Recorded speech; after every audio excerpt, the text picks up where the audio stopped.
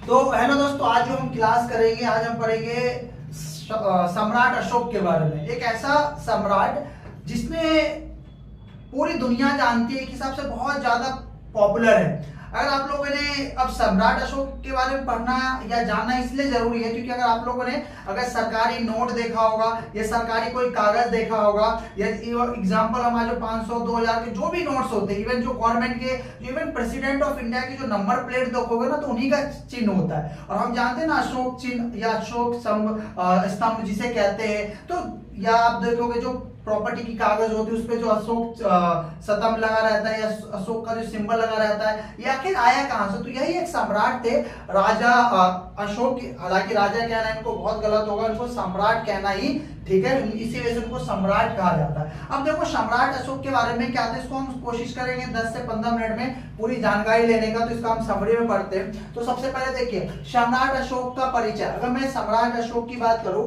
तो जो अशोक जी सम्राट अशोक थे, उसका पूरा नाम अशोक मौर्य थे। अच्छा, मौर्य क्यों? क्योंकि ये कौन से वंश से करते थे? बिलोंग मौर्य वंश। आखिर हाँ, यहाँ पे एक चीज और याद रखिए, अगर आपको मौर्य वंश के बारे में जानना है तो आप मुझे कमेंट में बता देना कि मौर्य वंश क्या होता है। हालांकि मौर्य वंश के बारे में पूरा डिटेल में हम एक अलग से वीडियो ही बन सकता है। तो जो सम्राट अशोक थे, उनका पूरा नाम क्या था? अशोक मौर्य। उनका जन्म कब हुआ था? तो अशोक जो थे, इनका जन्म लगभग माना जाता है 300 ईसा पूर्व पहले उनका जन्म हुआ। इनके पिता भी देखिए, ये भी एक सम्राट थे। इनके पिता का नाम क्या था? सम्राट बिंदुसार। तो ये अगर एमसीक्यू में फंसता है, कहीं फंसता है कि भाई अशोक जो सम्राट थे, सम्राट अशोक, उनके पिताजी का नाम क्या था? तो इनके पिताजी का नाम था सम्राट बिंदुसार। अच्छा, ये कौन से वंशज के थे? ये मौर्य वंशज के थे। कौन?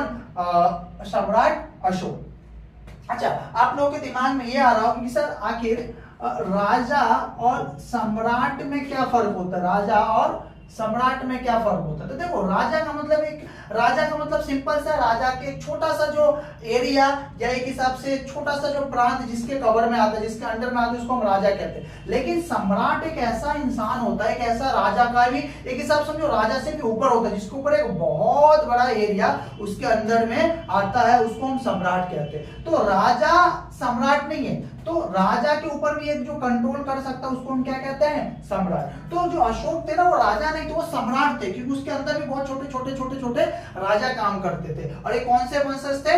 मौर्य वंशज थे। अब देखो प्रारंभिक जीवन, अगर मैं अशोक की बात करूं, सम्राट अशोक, उनका प्रारंभिक जीवन, आरंभिक जीवन उनका कैसा रहा? तो सम्राट अशोक का जन्म मौर्य वंश के सम्राट बिंदुसार और उनकी एक रानी, माना जाता है जब इतिहासकारों ने कुछ खोजा, कुछ सबूत मिले, तो उनका माना जाता है कि उनकी जो कुछ रानी मतलब एक रानी थी बिंदुसार। बिंदुसार मतलब अशोक के जो पिताजी का नाम था बिंदुसार, उनकी वाइफ, कुछ स्रोतों से माना जाता है सुभद्रांगी इनका नाम था। तो सम्राट अशोक के पिताजी का नाम क्या था? सम्राट बिंदुसार। उनकी माँ का यानी कि माना क्या जाता है? सुभद्रांगी। ये कुछ स्रोतों से, एग्जैक्ट कहना मुश्किल है इसके बारे में कि क्या बात कहेंगे कि पुत्र रूप में हुआ था। अशोक बचपन से बुद्धिमान, वीर और रणनीति में निपुण थे।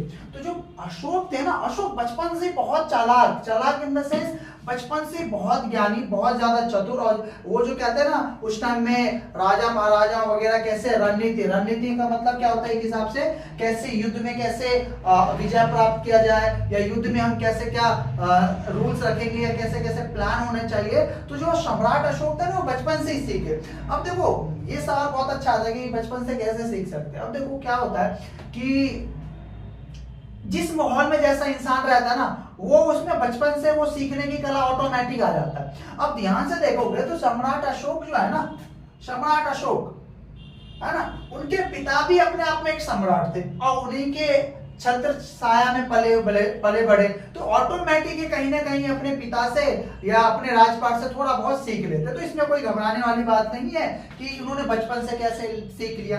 अब देखो उन्हें तक्षशिला और उज्जैनी, ये दोनों जगह का नाम है, तक्षशिला और उज्जैनी जैसे प्रांतों का राज्यपाल भी बनाया गया है। अब देखो राज्यपाल के बारे में अगर आप नहीं जानते कि राज्यपाल किसे कहते हैं, तो आप मुझे कमेंट बॉक्स में बता देना कि सर राज्यपाल का मतलब बताओ। तो इसको अभी हम साइड में रखते हैं, लेकिन सिंपल समझो कि जो सम्राट अशोक थे ना, तो जैसे जैसे धीरे धीरे बड़े हुए तो उनको कुछ एरिया जैसे उसमें से दो है, तक्षशिला और उज्जैनी, इन दोनों एरिया को उन्होंने क्या बनाया था, राज्यपाल बनाया था। आगे बात किया गया है कि अब धीरे धीरे वक्त बदला। अब आखिर सम्राट अशोक, जो सम्राट अशोक थे, राजगद्दी मतलब राजा की गद्दी कैसे प्राप्त हुई वो भी हम उसके बारे में जान लेते हैं। लिखा गया है बिंदुसार की मृत्यु के बाद, अच्छा बिंदुसार कौन थे, बिंदुसार थे उनके पिता, हमने देखा ना पिता। अच्छा आगे बढ़ने से मैं बात करूं, देखो बहुत साल पहले या आप कह सकते हो पहले के टाइम में क्या होता था, राजा का बेटा राजा बनेगा और राजा का बेटा भी राजा तब बने, इसके भी कुछ नियम थे। अगर कोई राजा है, उसके राजा के अगर मान लो ये राजा है, राजा के 4-5 पुत्र है ना, तो राजा का जो पहला पुत्र होता, सबसे ज्येष्ठ पुत्र, वही राजा बनता था। तो सेम चीज का बात किया गया, जब सम्राट बिंदुसागर की मृत्यु हो गई तो उनके मृत्यु के बाद लगभग 268 ईसा पूर्व में सत्ता संभाली।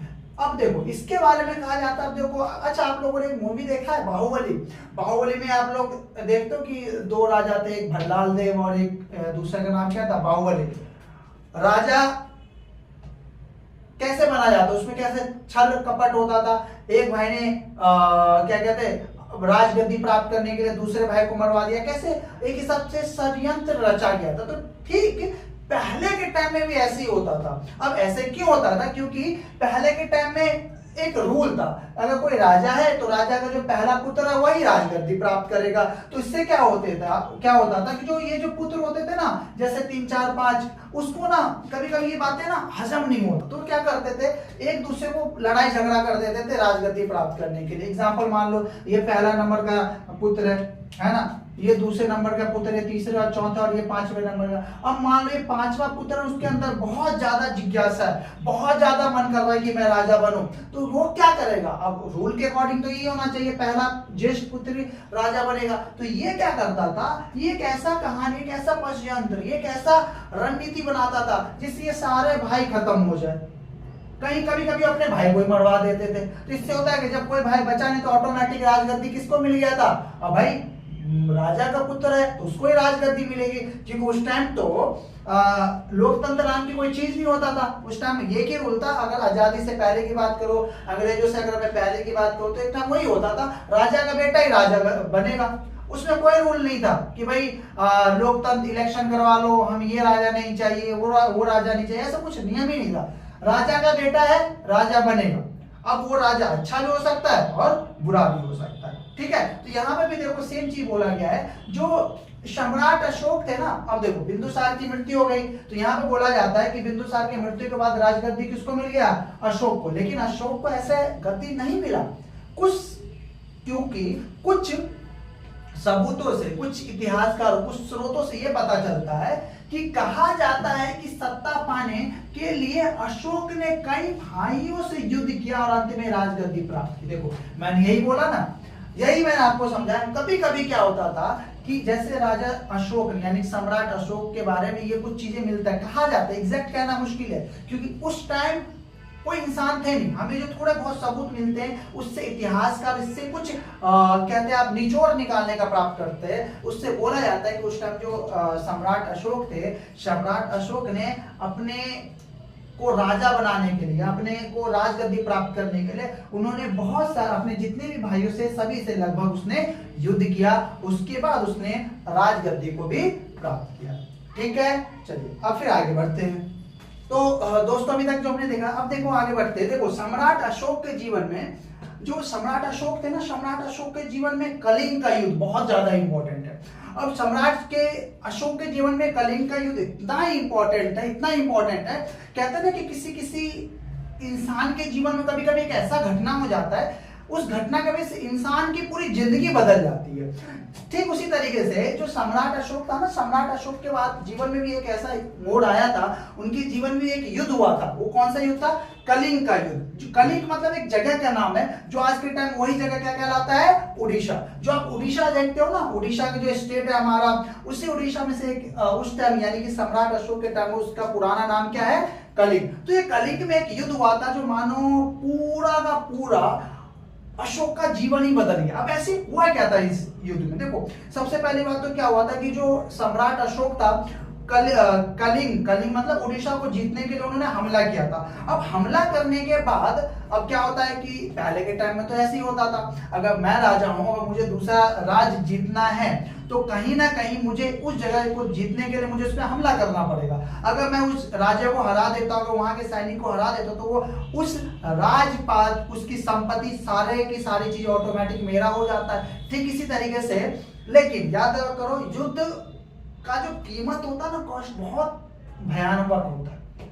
युद्ध कभी भी फ्री में नहीं होता। बोलोगे सर फ्री में नहीं, मतलब जाहिर सी बात है, तो हम भी जानते हैं कि युद्ध का मतलब बहुत असला बारूद वगैरह लगता है। अरे नहीं, इसकी बात नहीं कर रहा हूं मैं। युद्ध अपने आप में बहुत कीमती होती है। क्यों? क्योंकि वहां पे लाखों करोड़ों लोगों की मौत हो जाती है, वहां पे किसी का जीवन चला जाता है ना। तो इसी वजह से उसको बोला जाता है कि बहुत ज्यादा खतरनाक होता है युद्ध। तो सेम चीज बात किया गया है कि जो कलिंग का युद्ध हुआ था ना, कलिंग के युद्ध में जब युद्ध हुआ था तो हालांकि कलिंग मतलब उड़ीसा को सम्राट अशोक ने तो जीत लिया था, लेकिन वहां पे इतने लोगों की मौत हुई, इतने लोगों की मौत हो गई, इतने लोग घायल हुए, देखने के बाद उसका मानो जीवन बदल सा गया था। किसका? सम्राट अशोक का। देखो सेम चीज बताई गया है। तो यह युद्ध सम्राट अशोक के जीवन का सबसे महत्वपूर्ण मोड़ था। मैंने अभी बताया ना, यह एक ऐसा युद्ध है जो सम्राट अशोक के जीवन के बहुत ज्यादा इंपॉर्टेंट था, क्योंकि इस युद्ध के बाद मानो उसकी जीवन पूरा का पूरा बदल गया। कलिंग मतलब आज का जो उड़ीसा है, पर अधिकार पाने के लिए उन्होंने युद्ध छेड़ा।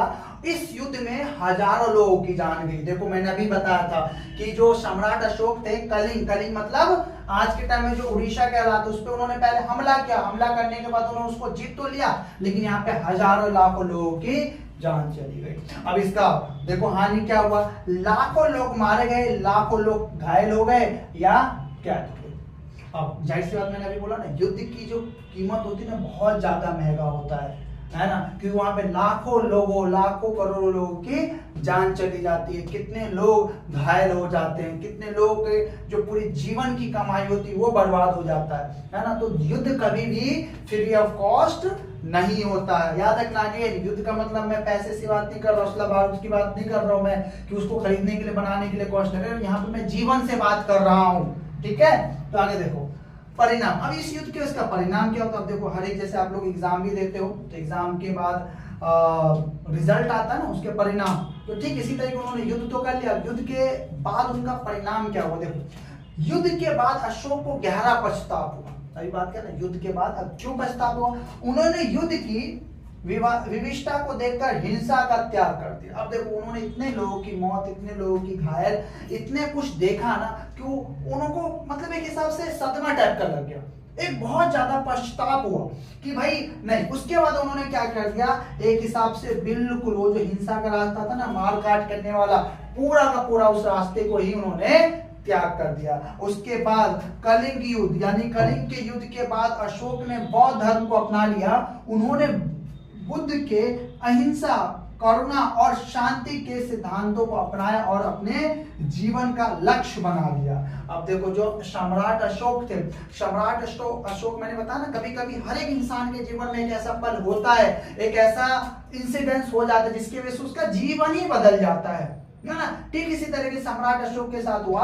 ये जब उन्होंने युद्ध किया, कलिंग का युद्ध, तो कलिंग युद्ध के बाद उनका जीवन ही बदल गया। इतना को देखने के बाद उन्होंने जितना भी हिंसा था, मार काट का रास्ता था, युद्ध का रास्ता था, सबको त्याग दिया। उन्होंने क्या कर दिया, बौद्ध धर्म को अपना लिया। एक ऐसा धर्म है। अब बौद्ध धर्म के बारे में हुआ क्या कि जो सम्राट अशोक थे, सम्राट अशोक ने तो ये धर्म को अपना लिया, लेकिन ये जो धर्म था जो किस पे चलना सिखाता था, जो सही मायने में अहिंसा के रास्तों पे सिखाता था, हिंसा पे नहीं। अहिंसा मतलब जिसपे प्यार, मोहब्बत, भाईचारे से सब रह के चल सके, जिसमें लड़ाई झगड़ा का कोई भी गुंजाइश ना हो, ये बौद्ध धर्म सिखाता था। तो ये धर्म से ना सम्राट अशोक बहुत ज्यादा प्रभावित हुए और उसको खुद तो अपनाया ही और अलग अलग लोगों को उस रास्ते पे भी चलने की सलाह दी, ताकि कोई भी एक दूसरे से लड़ाई झगड़ा ना करे। अब इस धर्म को उन्होंने प्रचार प्रसार के लिए उन्होंने बहुत कुछ किया। सिर्फ एक ही देश नहीं, बहुत सारे देशों में उसके प्रचार प्रसार के लिए उन्होंने कदम भी उठाया। कौन कौन से देश? जैसे कि श्रीलंका हो गया। देखो धर्म प्रचार और शिलालेख अशोक ने बौद्ध धर्म का प्रचार भारत ही नहीं, श्रीलंका, नेपाल, तिब्बत, अफगानिस्तान और दक्षिण पूर्वी एशिया तक करवाया। तो उन्होंने सिर्फ एक देश में इसकी कहते हैं ना कि धर्म प्रचार एक देश में नहीं किया, उन्होंने अलग अलग देशों में भी ये काम किया है। आगे, उन्होंने अपने आदेशों और उपदेशों को शिलालेखों और स्तंभों पर खुदवाया जो आज भी पाए जाते हैं। और स्तंभ मतलब क्या होता है, जैसे आप कोई घर देखते हो उसमें पिलर देखते हो, और जैसे एग्जांपल दे तो आप लोग मंदिर जाते हो तो देखते हो जैसे कभी कभी किसी दीवार पे या पिलर पे लिखा रहता है धर्म ही कर्म है, उल्टा बोल दिया, कर्म ही धर्म है। ये बात तो यही है, जो आपका कर्म है वही आपका धर्म है। तो यहाँ पे वही बात क्या है, उन्होंने इस टाइप के बहुत सारे चीज लिखवाए। किस टाइप के? इन लेखों में उन्होंने नैतिकता, दया, अहिंसा और प्रजा की भलाई की बातें लिखी। कुछ ऐसी बातें लिखी जिसमें लोग धर्म क्या कहते हैं, एक हिसाब से भाईचारे के साथ रह सके, जिसमें अहिंसा के रास्ते पर चले, ना कि हिंसा के रास्ते पे। ठीक है, चलिए फिर ये टॉपिक हमारा हुआ खत्म। मिलते हैं नेक्स्ट वीडियो में। और आपको बहुत अच्छा लगा वीडियो तो जरूर इसको लाइक, सब्सक्राइब और दोस्तों के साथ जरूर शेयर करें। चलिए तब तक मिलते हैं नेक्स्ट वीडियो।